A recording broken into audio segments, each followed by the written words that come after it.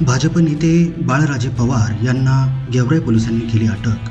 2 डिसेंबर रोजी पंडित पवार गट एकमेकांना भिडले होते. त्यामध्ये झाला होता गुन्हा नोंद.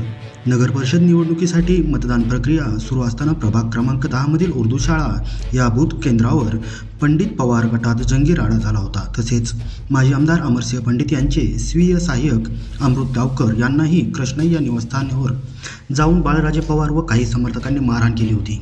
तसेच त्यानंतर माजी आमदार लक्ष्मण पवार यांच्या घरावर देखील दगडफेक करण्यात आली होती.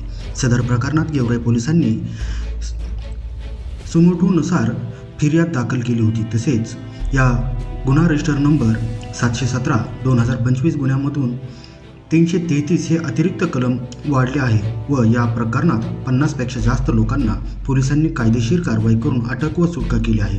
पण या प्रकरणात बाळराजे पवार यांना गेवराई पोलिसांनी दिनांक 16 डिसेंबर रोजी मध्यरात्री 2:30 वाजल्याच्या दरम्यान अटक केली असल्याची माहिती समोर आली आहे.